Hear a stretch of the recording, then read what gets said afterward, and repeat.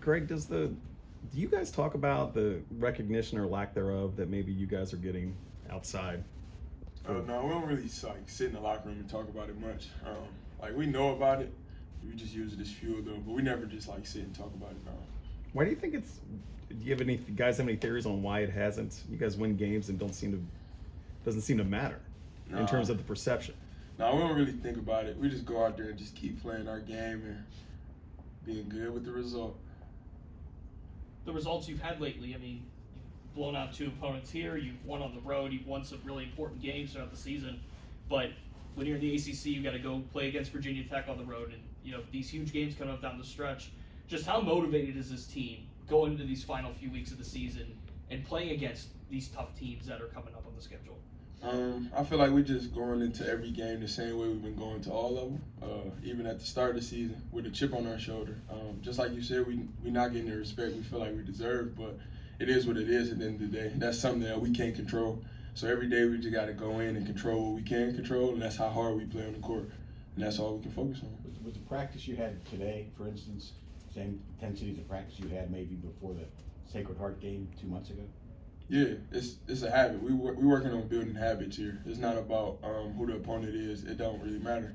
Every day you got to focus on getting better. So if that's going as hard as possible, no matter who it is, you just got to go out there and whatever coach wants us to do at practice, we got to go out there and do it. Coach has talked about it. Go ahead, Jeff. Sorry. You guys have had some high-scoring games recently, but defensively, points allowed has been down here over the last few weeks. What's allowed your defense to improve? We've just been doing a better job of keeping the ball in front.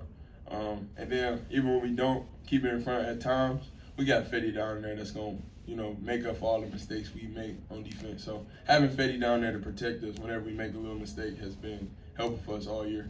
Greg, Coach has talked about how at this point of the year, guys are banged up. You can't do as much physically in practice. Is it hard to keep that intensity up when you can't do as much, physical work? Nah, at the end of the day, I feel like with us being an older team, we good with mental reps. Like, we done been through it so much to where, we don't have to go out there and physically beat ourselves up every day to understand a game plan or the opponent we get ready to play.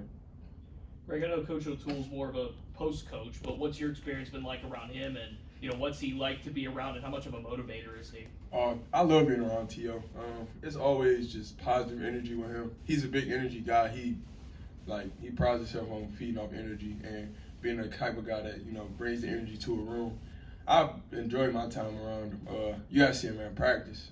His energy at practice is crazy. So if we going up and down, he's sprinting up and down on the side. So his energy is just infectious, and it's great being around him. And he's a great leader as well. Coach Cable talked about his, assistant coach's role within a game and what he turns to them for. What kind of advice do they give you in the moment of a game, and does it differ from what Coach Cable is able to give you guys?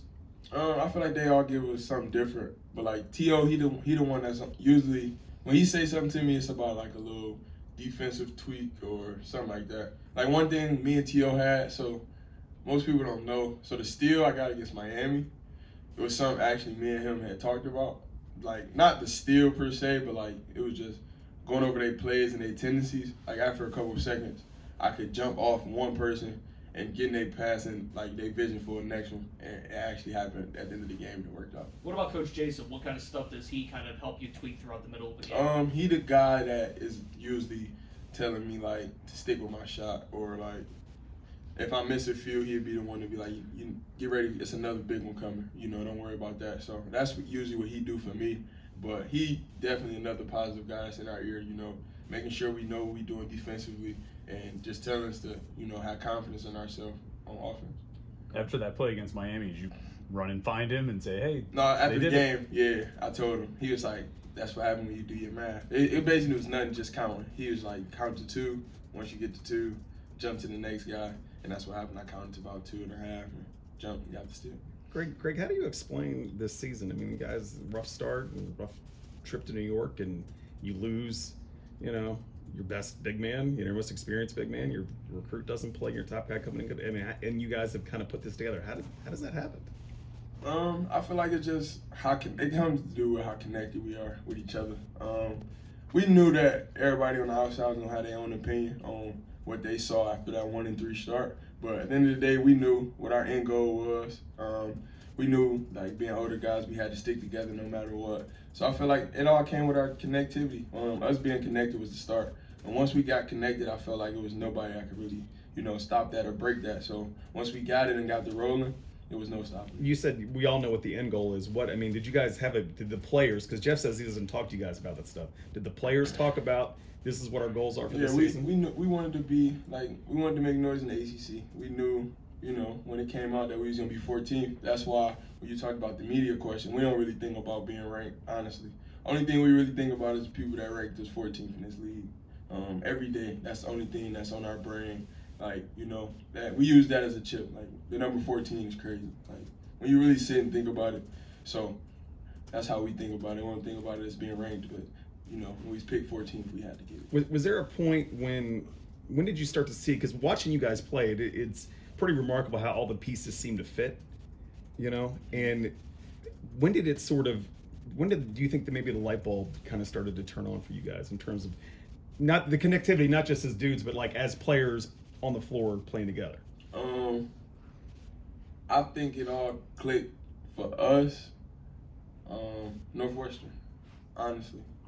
That was a game where I felt like everybody just had it going, and we was on the road. And honestly, that game, it didn't even feel like it was a road game. We was so connected, and I feel like we got the fans out of there, like out of the game early enough to where it just felt like it was another day in the office, at practice or something. It didn't even feel like it was a game. We just had so much fun playing, and everybody was connected and locked in.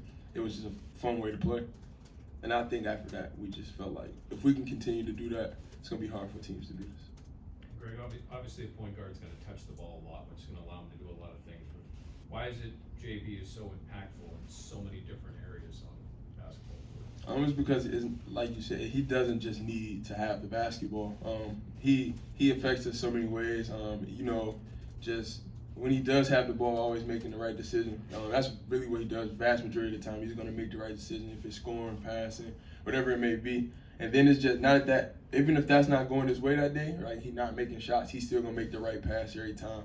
And at the same time, his voice means a lot. Because at the end of the day, he one of the people that's been here.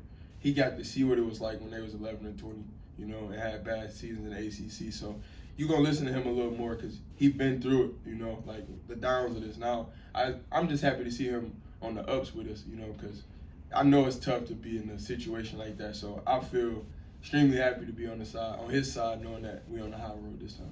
You guys have a probability, I guess, of 10 more wins than they had last year. Do you ever think about that?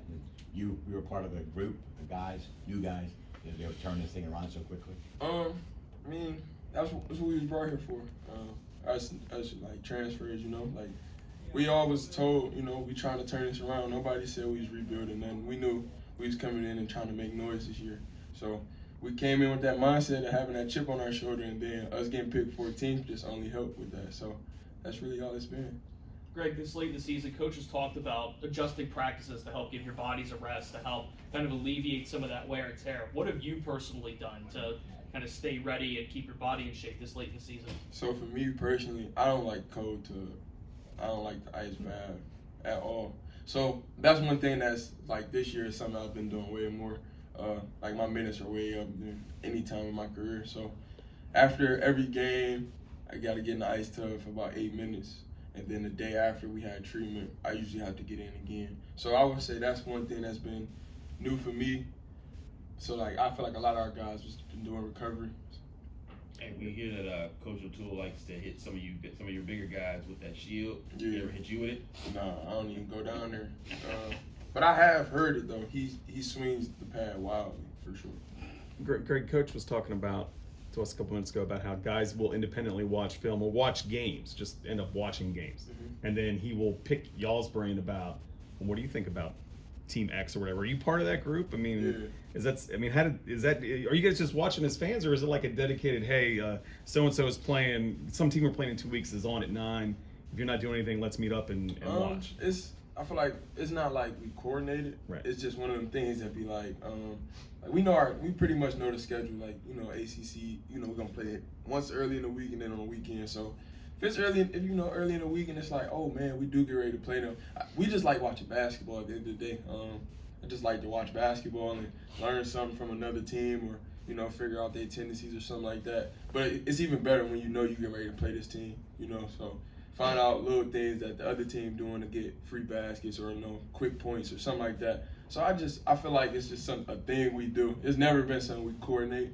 It just always happen on the fly. And so it's just generic then. It just Yeah, it's not even like we just be like, yo, we gotta make sure we watch them play whoever. Because at the end of the day, they can be playing a team that plays nothing like us, you know. So it's just something that really just happened. So what did you watch last night? Virginia Tech, because Yeah, you're playing them, we or did watched you watch Virginia? We watched Virginia. I watched a little bit of both. But I watched a little bit of both. It was like watch Virginia and Louisville. Cause I just like watching, you know, Virginia play. You know, they right below us in the standings. We were neck and neck for real. You know, Louisville in our league, they've been, you know, they play hard. You know, that's one thing you can't say about Louisville. They're gonna play hard. They're gonna put up a fight no matter who they play. And then we definitely was watching the Virginia Tech, Georgia Tech game because we definitely knew we was playing Virginia Tech. So I definitely tuned into both, but I was more in tune on the Virginia Tech game until the end because I thought Virginia had a chance to. Louisville had a chance to get that game at the end, so I watched it after that. You guys watch those games together, or is it just yesterday we was together. We was at Coach Preseason house, a good portion of us. I don't want to miss nobody, like, cause Nelly was there, JB was there, Blake was there, I was there. Both twins was there, no Fede. Will was there, don't want to miss Will. And then Robert Bloss was there. That's our GA. He was there. who's the most, when you guys are doing this together, just instead of like in that sort of setting, who's the loudest? Who's the Dick Vitale? Is there a Dick Vitale? Is there a guy that insists they're right? Sure. No, Their analysis is no, accurate? I don't think we got one of them. But the loudest person there during it was Blake, though, 100%. You do realize players just pointed at you. You pick me, please. Nobody's real loud. That means that you're the loud one. I don't think I was. I'm going Blake. I probably was second. And then see, we had treats and stuff. Coach Jake, youngest son Grant, was running around the house for real. He was the one. If we gonna really put it there, he was the one. He had the ball. What were the treats?